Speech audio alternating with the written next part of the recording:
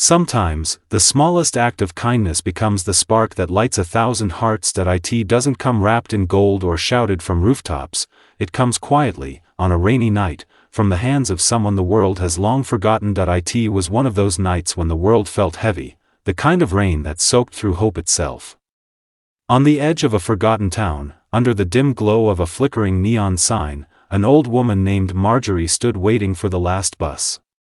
Her coat was thin, her shoes were tired, and her wallet held only a single crumpled $10 bill, her last, until her pension arrived 5 days later. To most people, $10 was pocket change. To her, it was survival, but that night, destiny had other plans. Across the cracked pavement of a lonely gas station, a motorcycle sputtered to a stop.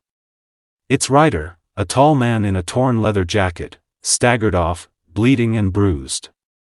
The name Iron Shadows was stitched across his back, a symbol that made most people look away. Trouble, people would whisper. Stay clear of men like that, but where others saw danger, Marjorie saw pain. And so, on that cold, unforgiving night, with nothing to her name but faith and a fragile heart, she made a choice, one that would ripple across countless lives and remind the world that kindness never dies. It just waits, for a moment, a hand, a heart, to bring it back to life. The rain fell hard that evening, blurring the neon lights of a lonely gas station on the edge of town. The air smelled of oil, gasoline, and the kind of cold that cut through old bones. An elderly woman named Marjorie clutched a thin coat around her frail body as she stepped off the bus, her shoes soaked through, her hands trembling from the chill. She had just finished a long day sorting donated clothes at the local church, earning barely enough for a loaf of bread. In her pocket was a crumpled $10 bill, all she had left until her next pension check, still 5 days away. To most, $10 was nothing. But to her, it was survival. As she shuffled past the flickering lights of the convenience store, she noticed movement near the gas pumps. A man in a leather jacket, bloodied and bruised, struggled to stand beside a motorcycle.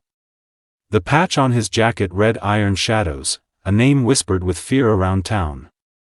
People said they were outlaws, bikers, trouble, but all Marjorie saw was pain. His breathing was heavy, his knuckles scraped, and his eyes hollow. A few of his friends lingered nearby, frustrated, cold, and broke. They muttered about being stranded, hungry, and out of gas. The world had taught her to be cautious. But her heart had never learned fear when it came to helping others. She approached the man and placed a trembling hand on his arm. His skin was ice cold. She didn't ask what happened, didn't ask who he was. She simply pulled out the last $10 she had and pressed it into his palm. He tried to refuse, but she shook her head. "It's just paper," she said softly. "But maybe it can buy you a little hope tonight." Then she went inside and used that same money to buy a sandwich, bottled water, and a pack of bandages. When she returned, the man, who she later learned was named Colton, was slumped against his bike, trying to hide his pain. She knelt beside him, cleaned the blood off his cheek, and handed him the food. "You'll be all right," she whispered. "Sometimes even the strongest people need a little help." Colton's eyes glistened.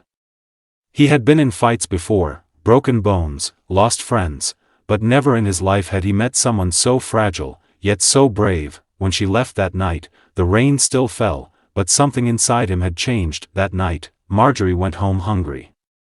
Her old apartment was cold, her cupboards empty. But as she lit a small candle by her window, she felt peace. She whispered a prayer, not for herself, but for the biker who looked so lost. The next morning, sunlight crept through her curtains. She awoke to the sound of engines rumbling in the distance, deep, powerful, and many.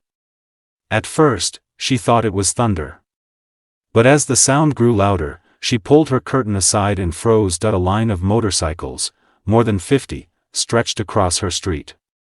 The ground trembled beneath their engines. Neighbors peeked from windows, confused and curious. She stepped outside, clutching her sweater.